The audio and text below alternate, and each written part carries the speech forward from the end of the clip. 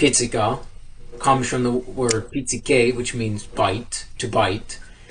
And the word Tarantismo, Tarantella, comes from the word Taranto, which is that city in Puglia, that location, which ultimately comes from the Greek words, I think, what is it, Tarant?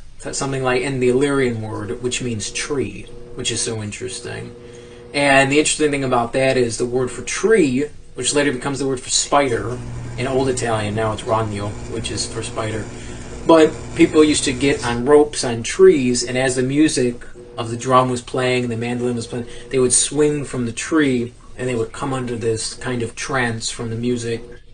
And that was a form of therapy for them. That was a form of, if they were repressed, suppressed, they had gone through some kind of trauma, this was a way of releasing that. And that's what's very important about Pizzica too. It's more so than just a melody.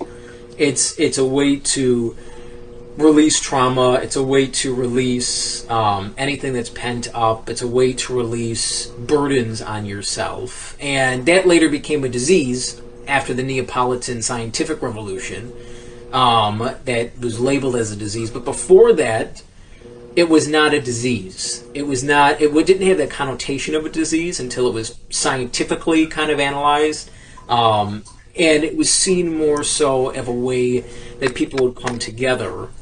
And historically, people would bring gifts to the musicians to play.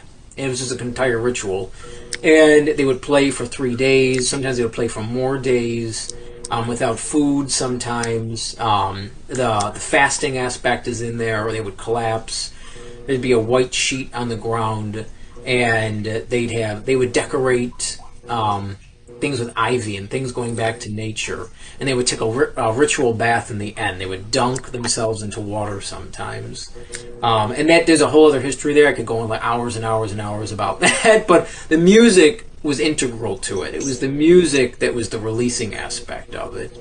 And through the music, you could understand a more in-depth analysis of yourself, of what was causing you that issue, what was aligned to that issue.